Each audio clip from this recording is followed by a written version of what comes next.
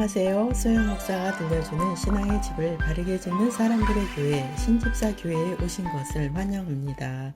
오늘의 주제는 환경을 역행하라. 오래전 이야기를 하겠습니다. 교회 건물이 없는 상태에서 부모님의 사업장 마당에서 교회를 개척하게 되었습니다. 정식 건물은 아니었지만 아버지가 건축 일을 하셔서 건물을 빠른 시간에 모형을 만들어서 그곳에서 교회를 시작하게 되었습니다. 제 어머니와 집사님 한 분이 교회에서 철야를 하면서 기도를 드렸습니다. 그분들이 기도하는 가운데 한 집사님에게 건축 헌금을 하라는 감동이 왔고 그분이 하나님께 드린 건축 헌금으로 교회 건축에 대한 하나님의 일하심이 시작되었습니다. 부모님이 사업을 하고 계신 그 사업장 끝부분에 교회를 지으려고 땅 주인을 남편 목사님과 제 어머니가 함께 찾아갔습니다. 땅 주인은 그 땅은 선친의 마지막 남은 유산이라고 말하면서 절대로 팔지 않겠다는 말을 전해 들었습니다. 저는 그 말을 남편 목사님에게 들었을 때 포기하지 않았고 낙심하지 않았습니다. 오히려 그 땅에 교회가 세워질 것이라는 확신에 찬 믿음으로 반복하면서 매일 기도 드렸습니다. 저는 매일 오전 10시에 교회에 나가서 개인 기도를 했습니다. 매일 믿음의 기도는 지속되었고 몇 개월이 지나고 나서 응답은 오전 10시에 이루어졌습니다. 제가 기도하는 그 시간에 하나님께서는 응답을 주셨습니다. 당신이 항상 드리는 그 기도 시간에 응답은 옵니다. 기도하는 것을 반복하십시오. 하나님께서 일하십니다. 결국 팔지 않겠다고 한 그 땅을 사게 되었고 그곳에 교회가 건축되었습니다. 저는 오늘 환경을 역행하라 라는 설교 제목을 선택했습니다. 이 기도 응답이 이루어졌던 시기는 제가 환경을 역행하는 신앙을 유지하던 때였습니다. 사람들은 항상 보이는 것만을 믿고 살아갑니다. 그런 사람을 현실적인 사람이라고 말합니다. 어떤 사람이 좋지 않은 환경이나 현실을 그대로 받아들인다면 그대로 이루어질 것입니다. 그런 삶은 가난을 그대로 받아들이고 실패를 그대로 받아들이고 질병을 그대로 받아들이는 삶을 사는 것입니다. 하나님께서는 애굽에서 종노릇하던 이스라엘 백성을 출애굽시켜서 젖과 꿀이 흐르는 가나안 땅으로 들여보내 주신다고 약속하셨습니다. 종노릇하던 이스라엘은 출애굽을 하였고 드디어 가나안 땅에 들어가게 되었습니다. 모세는 12지파 대표들을 뽑아서 가나안 땅을 정탐하고 오라고 했습니다. 그들은 가나안을 정탐하고 돌아왔는데 그곳에 포도 송이가 얼마나 컸든지 두 사람이 한 송이를 어깨에 메고 돌아왔습니다. 그들은 모두 한 목소리로 그 땅은 젖과 꿀이 흐르는 땅이라고 했습니다. 그런데 그곳에 갔던 10지파의 대표들은 대성 통곡을 하면서 그 땅을 정복할 수 없다고 했습니다. 왜냐하면 아낙 자손은 신장이 장대하여 그들에 비하면 이스라엘 백성은 메뚜기같이 작다고 하였습니다. 백성들은 그 말을 듣고 밤을 새워 대성통곡을 하였습니다. 그들은 하나님의 약속과 능력은 잊어버렸고 자신들의 힘으로 그들과 싸워서 이길 생각을 했던 것입니다. 이러한 생각은 보통 사람들이 현실을 보면서 그대로 믿는 것입니다. 이러한 열지파의 생각은 보통 사람들이 하는 말이며 생각입니다. 그들이 현실적인 말을 했을 때 백성들은 원망하며 밤새도록 대성통곡을 했습니다. 그러면 현실을 역행하는 말씀을 보시겠습니다. 민수기 13장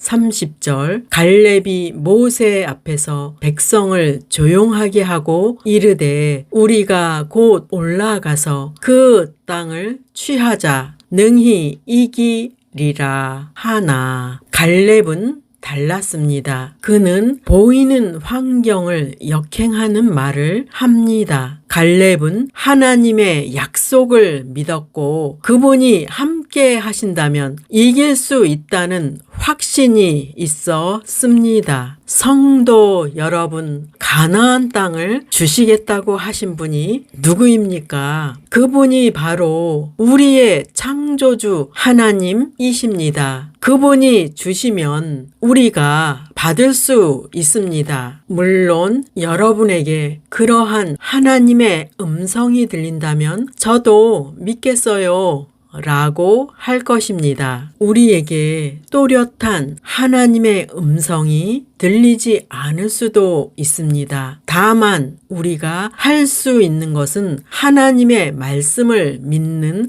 것입니다. 그리고 여러분의 삶을 이끌어 가시는 하나님을 전폭적으로 믿고 무한 신뢰를 하는 것입니다. 사람은 자주 변하지만 하나님께서는 변함이 없으십니다. 사람은 거짓을 말하지만 하나님께서는 거짓말 하실 수 없는 분이십니다. 그래서 우리는 세상에 있는 것들과 사람은 믿을 수 없지만 우리 하나님은 믿을 수 있는 온전한 분이십니다. 여호수아와 갈렙은 백성들의 불신앙을 보면서 옷을 찢고 외쳤습니다. 민수기 14장 7에서 8절 이스라엘의 자손의 온 회중에게 말하여 이르되 우리가 두루 다니며 정탐한 땅은 심히 아름다운 땅이라. 여호와께서 우리를 기뻐하시면 우리를 그 땅으로 인도하여 들이시고 그 땅을 우리에게 주시리라. 이는 과연 젖과 꿀이 흐르는 땅이니라. 각 지파의 대표는 가나안 땅은 심히 아름다운 땅이며 젖과 꿀이 흐르는 땅이라는 것은 모두 인정했습니다. 여호수아와 갈렙은 10지파와 백성들이 낙심하며 두려워하는 것을 보고 나서 조건을 달아서 말했습니다. 여호와께서 우리를 기뻐하시면 이라고 말한 것을 보면 10지파와 백성들이 하나님을 몹시 불쾌하게 해 드렸다는 것을 알 수 있습니다. 성도들의 어떤 모습이 하나님을 불쾌하게 할까요? 그것은 하나님의 말씀도 믿지 않고 하나님의 약속도 믿지 않고 하나님 말씀보다 자기 생각이나 사람의 말이나 환경을 믿는 것입니다. 믿는 사람에게 환난이나 문제가 왔을 때 어떻게 대처해야 할까요? 믿는 사람은 하나님의 말씀과 약속을 믿어야 합니다. 당신이 믿는 그 믿음을 통해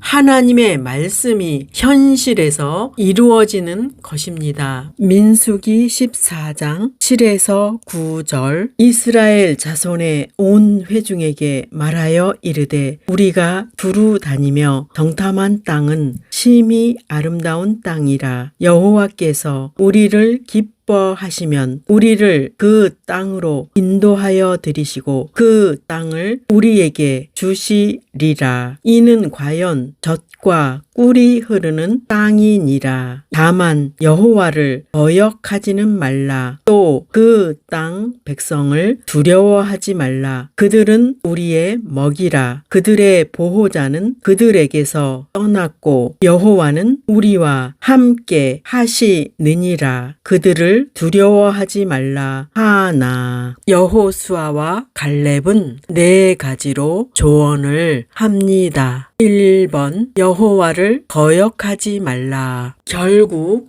이스라엘 자손이 하나님을 믿지 않은 결과로 40년 광야 생활이라는 하나님의 징계가 내려집니다. 그들은 징계가 내려지자 이런 생각을 했을 것입니다. 하나님의 징계로 광야에서 40년을 사느니 지금이라도 순종하여 가나안을 정복하자라고요. 이것이 과연 순종일까요? 모세의 만류에도 불구하고 백성들은 가나안 땅을 정복하러 갔다가 참패를 당합니다. 백성들은 또 하나님의 말씀인 징계받는 것을 거부하였고 그 결과는 사랑하는 이웃과 가족을 잃는 슬픔을 당하게 됩니다. 하나님께서는 명령하셨고 광야 생활은 피할 수 없는 하나님의 징계였습니다. 이스라엘은 목이 곧은 백성으로 하나님의 훈련을 40년 동안 받아야 했고 징계의 결과로 그들은 광야에서 죽어야만 했고 그의 자녀들이 약속의 땅에 들어갈 수 있었습니다. 2번 그 땅 백성을 두려워하지 말라. 이 말씀은 우리가 인생을 살아가는 동안 적용해야 할 말씀입니다. 우리에게 닥치는 문제는 태산처럼 커 보입니다. 하나님께서는 말씀하십니다. 문제를 크게 보며 두려워하지 말라. 만일에 당신이 문제를 크게 보고 두려워한다면 그 문제를 가져다 준 사탄에게 정복당하는 것입니다. 만일에 환경과 두려움을 주는 소리를 그대로 받아들인다면 당신은 그들의 먹잇감이 될 것입니다. 여러분, 사탄의 괴계를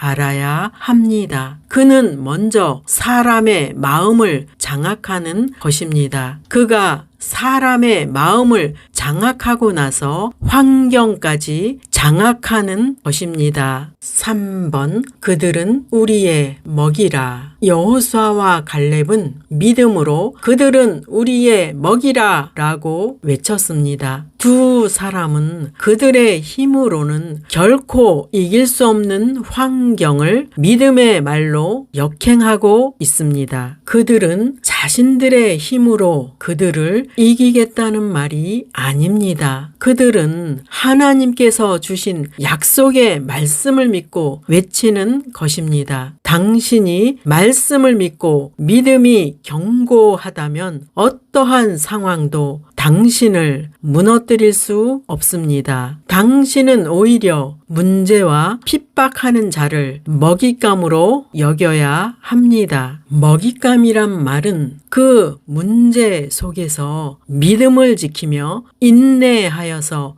응답받는다는 말씀입니다. 4번 여호와는 우리와 함께 하시느니라. 여호수아와 갈렙은 여호와는 우리와 함께 하시느니라 라고 외쳤습니다. 하나님께서는 천지를 창조하시고 사람들과 함께 하시기를 원했습니다. 사실 하나님께서는 우주에 충만하신 분으로 사람과 계속 함께하고 계십니다. 하나님께서는 모세의 뒤를 이어서 지도자가 된 여호수아에게 말씀하셨습니다. 하십니다. 여호수아 1장 9절 내가 네게 명령한 것이 아니냐. 강하고 담대하라. 두려워하지 말며 놀라지 말라. 내가 어디로 가든지 내 하나님 여호와가 너와 함께 하느니라 하시니라. 여호수아는 이스라엘 백성 70만을 이끌었던 모세의 뒤를 이어 지도자가 됐을 때 큰 두려움이 밀려왔을 것이고 중압감에 시달렸을 것입니다. 이스라엘은 순종하는 백성이 아니었고 위기 때마다 모세를 대적했고 모세를 죽이려고도 하였습니다. 모세는 고통이 극에 달했을 때 하나님, 이 백성을 제가 낳았습니까? 라며 하나님께 고통을 호소했습니다. 그런 모습을 옆에서 보았던 여호수아는 많은 두려움이 있었습니다. 하나님께서는 여호수아에게 말씀하십니다. 강하고 담대하라. 두려워하지 말며 놀라지 말라. 내가 어디로 가든지 내 하나님 여호와가 너와 함께 하느니라. 하나님께서는 여호수아에게 어디로 가든지 함께 할 것이라고 말씀하십니다. 이 말씀은 마태복음 1장 21절에도 있습니다. 보라, 처녀가 잉태하여 아들을 낳을 것이요 그의 이름은 임마누엘이라 하리라 하셨으니 이를 번역한즉 하나님이 우리와 함께 계시다 함이라. 하나님께서는 사람을 만드시고 그들과 함께 하기를 원하시고 함께 하시겠다고 말씀하셨습니다. 신약 시대에 오신 예수님의 또 다른 칭호도 임마누엘입니다. 그 뜻은 하나님이 우리와 함께 계시다입니다. 하나님께서는 우리의 인생을 돕기를 원하시고 우리를 통해 일하기를 원하시고 우리에게 영생 주시기를 원하십니다. 그러므로 하나님께서는 여호수아에게 말씀하시기를 어디로 가든지 너와 함께 할 것이다. 그러므로 강하고 담대하여 두려워하지 말고 놀라지 말라 라고 말씀하십니다. 어떤 사람이 당신에게 강하고 담대하여 두려워하지 말고 놀라지 마십시오 라고 말을 했다면 그것은 위로와 신념이라고 말해야 할 것입니다. 사람은 그렇게 말은 할 수 있지만 능력은 줄 수 없기 때문입니다. 이렇게 말씀드리고 싶네요. 다른 종교에서 주장하는 이론에는 능력이 없습니다. 그들이 아무리 아름다운 이론을 주장한다고 해도 그들의 말은 우리에게 영생을 줄 수 없습니다. 우리는 능력을 주실 수 있는 하나님의 말씀을 듣는 것입니다. 하나님을 신뢰하십시오. 하나님의 말씀을 들으십시오. 하나님께서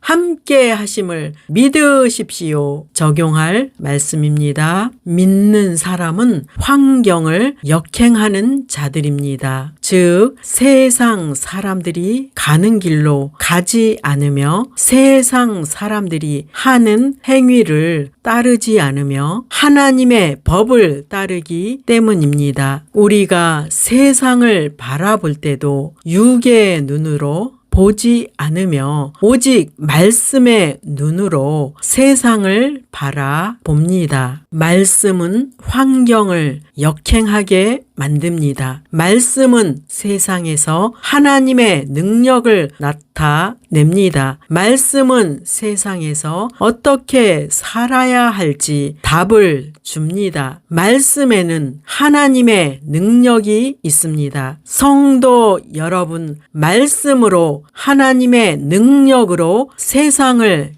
직행하기를 예수 이름으로 축원합니다. 마지막 시대를 살아가는 하나님의 백성 여러분, 교회는 다니지만 예수님을 그리스도로 믿지 않는 여러분, 하나님에 대해서 예수님에 대해서 잘 모르시는 여러분, 가나안 성도 여러분, 우리 함께 성경에 근거해서 성령의 능력으로 신앙의 집을 말씀대로 바르게 건축하도록 합시다. 누구나 유튜브에서 신집사 교회를 구독하심으로 신집사 교회 사역에 동참할 수 있습니다. 신집사 교회를 통해 영상으로 선교하는데 동참하기를 원하시는 분들과 함께 연합하기를 원합니다. 아브라함 목사에게 언제든지 연락 주십시오. 우리 주 예수 그리스도의 이름으로 축복하고 또 축복합니다.